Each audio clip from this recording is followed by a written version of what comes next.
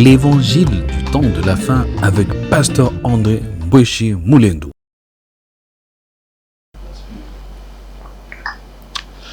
Bien-aimés du Seigneur Jésus-Christ dans le monde et à travers les Congos, que la paix, la miséricorde et la grâce vous soient accordées de la part de Dieu, notre Père, et du Seigneur Jésus-Christ, notre Sauveur. Le Seigneur Jésus-Christ, dont je suis serviteur, m'a donné un enseignement sur les noms. Et oui, les noms. Le pouvoir d'un nom, l'identification d'un nom, et ce que le nom peut avoir comme influence dans notre vie. Mais bien avant d'écouter cet enseignement, je vous convie à faire avec moi une courte prière. Éternel Dieu des armées célestes, nous bénissons ton Saint-Nom qui est au-dessus de tout nom, qui se peut nommer non seulement dans ce siècle, mais aussi dans le siècle à venir.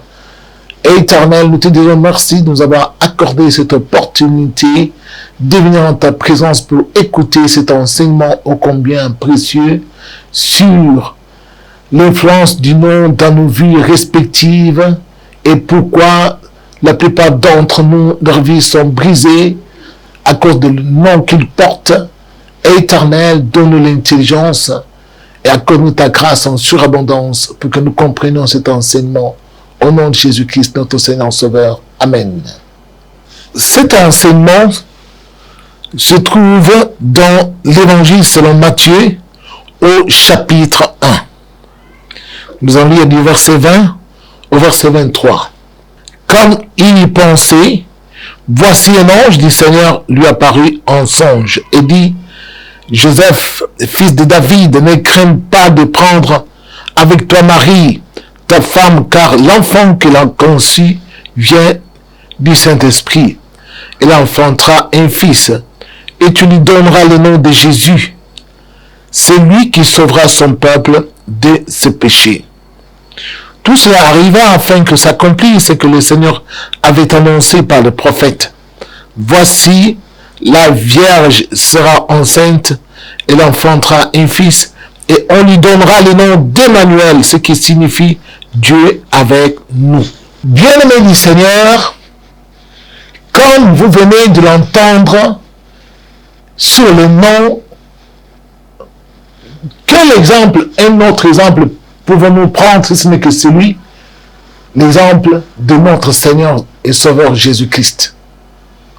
Le nom de Jésus, ce qui va nous intéresser aujourd'hui, ce n'est pas l'histoire, les contextes dans lesquels on est en train d'aborder le sujet, mais plutôt sur le nom.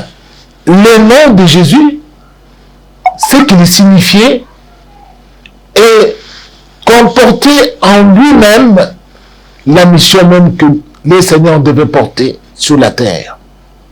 Et quand on lit plus loin, on explique aussi le nom d'Emmanuel. Et on dit, c'est la présence de Dieu au milieu des hommes, parmi les hommes. C'était la mission divine que devait accomplir l'enfant qui devait naître.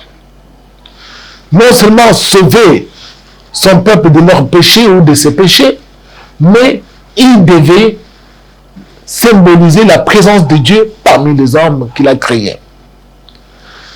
Comprenez que quand Dieu donnait ou choisissait de donner un nom, le nom devait préfigurer même la mission de la personne qui devait la porter sur la terre et ce qu'il devait faire sur cette terre.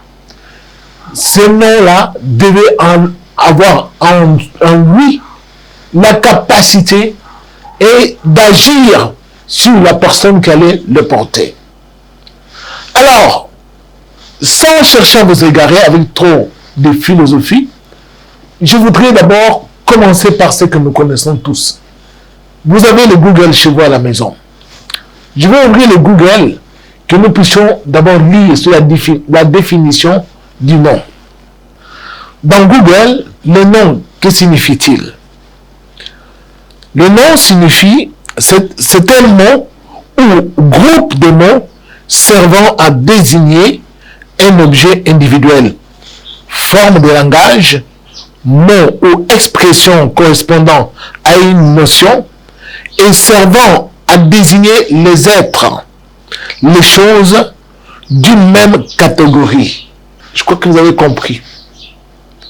Alors, Dieu, qui est le Dieu de bénédiction, à chaque fois qu'il envoyait des êtres sur cette terre, il prenait aussi soin de leur accorder les noms ou de leur faire porter les noms qui devaient incarner la mission que ces hommes ou ces femmes devaient accomplir sur cette terre. Tandis que nous, quand nous sommes arrivés sur la terre, au lieu de se tourner vers notre Créateur pour comprendre ce que symbolisent les noms, ce que signifient les noms, on a pris tous les noms tout simplement en désordre, y compris les noms des animaux. Nous avons porté les noms des animaux, les noms des oiseaux, et les noms même qui nous ont apporté beaucoup de malédictions. Alors, vous allez comprendre aujourd'hui la puissance d'un nom dans un être humain. Jésus, non seulement il a été celui qui a sauvé son peuple de ses péchés, et Jésus, il est la manifestation physique de Dieu, il est l'image de Dieu invisible. Par Jésus, nous nous approchons de Dieu. Son nom a totalement expliqué ce qu'il devait faire comme mission sur cette terre. Et ce qu'il continue à faire jusqu'aujourd'hui. Parce qu'il est vivant. Mais voyez-vous, quand vous retournez dans l'ancienne alliance, vous allez vous apercevoir que Abraham, qui portait le nom d'Abraham, lorsque Dieu veut faire l'alliance avec Abraham, Dieu lui dit, ton nom ne sera plus Abraham, mais sera Abraham. Pourquoi? Parce que tu seras père de multitudes. Eh oui, toutes les nations seront bénies en toi. Alors, Abraham devait porter un nom qui devait incarner la mission qu'il devait accomplir par la suite sur cette terre. Et cela fut ainsi. Et Dieu même dira à Abraham, ta femme ne sera plus Sarai, mais elle sera Sarah. Et Dieu explique pourquoi. Parce que d'elle sortiront des rois. Elle sera une bénédiction. Parce que d'elle sortiront des rois, naîtront des rois. Alors, tout ce que nous voyons sur cette terre est significatif.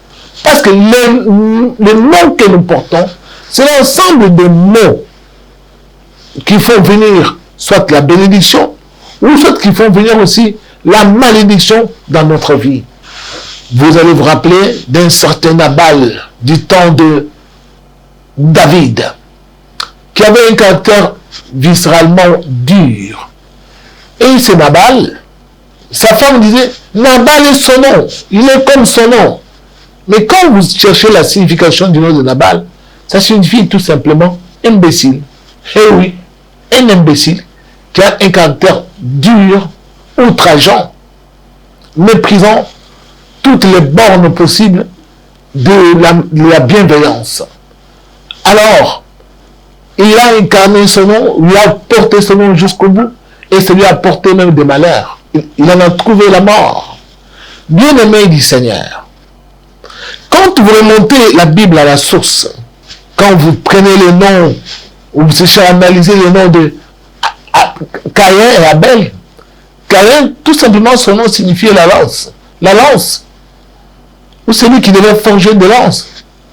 Donc, mais tandis qu'Abel, lui, son nom signifie la respiration, souffle de vie. Et regardez ces deux enfants.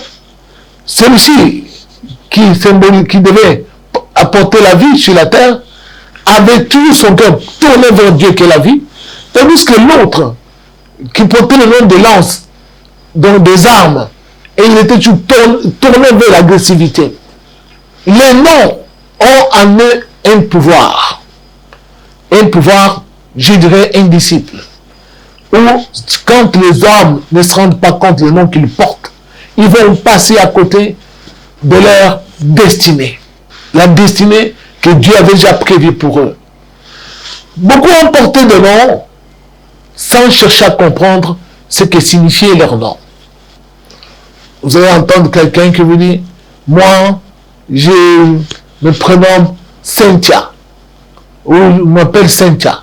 L'autre dira, moi je suis Chantal, moi je suis Hortense. Ah bon? Mais le nom que vous portez, est-ce que savez-vous ce que ça signifie? Non. Le Seigneur m'a fait savoir que la plupart des hommes sur cette terre portent le nom des entités mystiques. Il y en a qui portent le nom des anges déchus, qui portent le nom des sirènes des eaux. Alors quand tu portes un tel nom, toute ta vie, lorsqu'on t'appelle par ce nom-là, l'entité dont tu portes le nom viendra toujours autour de toi, va chercher à te faire ombrage dans la vie, à détruire tout ce que tu entreprends, et tu ne comprendras pas pourquoi des malheurs s'accumulent les uns sur les autres dans ta vie, tout simplement parce que le nom que tu portes est vraiment géniteur de beaucoup de calamités dans ta vie, parce que le nom que tu portes soit symbolise la malédiction. Il y a des gens qui portent le nom qui signifie parfois tout simplement excrément. Même excrément, allez-y comprendre. Est-ce que l'excrément, c'est malédiction ou bénédiction? Il y a des gens qui portent le nom dont leur nom signifie tout simplement mauvais sang, ou malchance, ou parvenir trop tard. Mais ils ne savent pas ce que cela signifie. Mais ils sont dans la joie parce que les noms soit ont une bonne résonance et ils pensent que par la bonne résonance de leur nom, cela suffit pour être bien sur la terre. C'est pourquoi quand on vient en Christ, il faut changer les noms. Il faut voir les noms que l'on porte, ils viennent d'où? Si c'est un nom d'un arbre, tu dois l'enlever parce que tu n'es pas un arbre. Si c'est un nom d'un animal, tu dois aussi noter. Il faut changer les noms. Que signifie le nom que tu portes? Parce que c'est l'ensemble de mots qui décrivent ou qui sont en train d'expliquer l'identité de la personne ou sa mission sur la terre. Alors, as-tu pensé à cela? Il y a des gens qui portent le nom, des gens qui sont morts, des êtres qui sont décédés dans des circonstances parfois bizarres. Et quand tu vas porter le nom de cet être-là, tu risques de subir le même sort que la personne qui portait ce nom-là sur la terre. Quand vous allez aller dans l'histoire de Jésus avec Pierre, Simon est arrivé auprès de son maître Jésus. Jésus l'a regardé. Et lui, il s'appelait Simon. Mais quand Jésus l'a regardé, l'a observé, il lui a dit, maintenant tu seras Pierre. Et sur cette pierre, je bâtirai mon église. Et cela fut ainsi.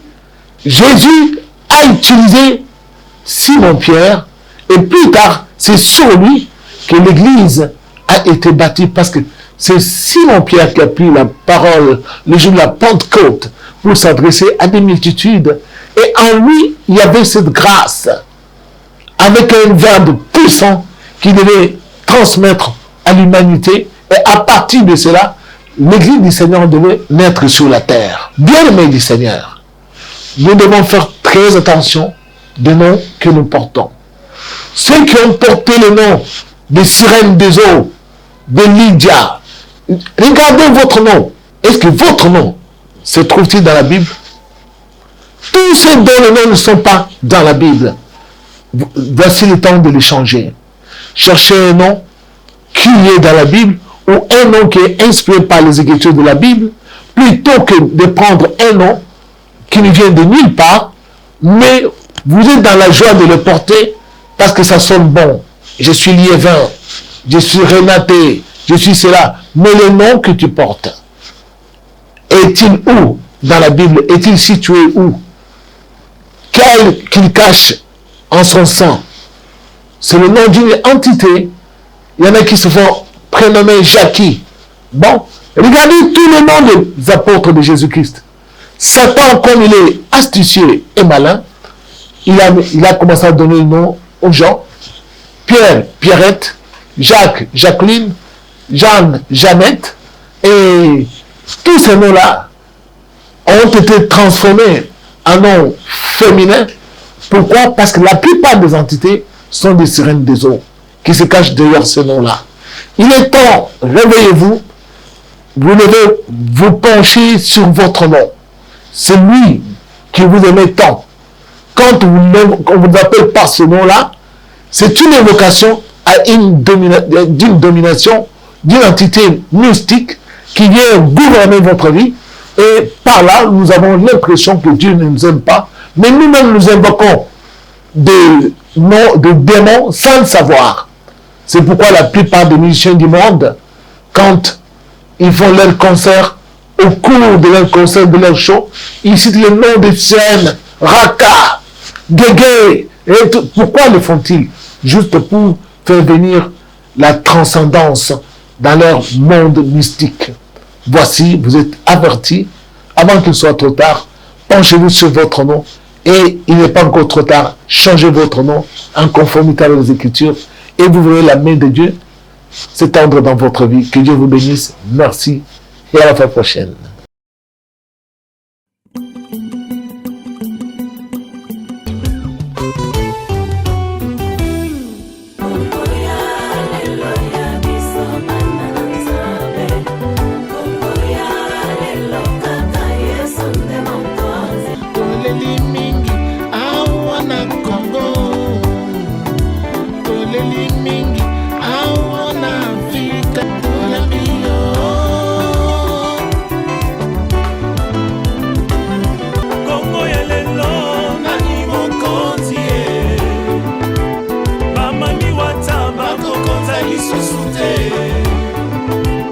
Bato soloka bakokonza lisusu te.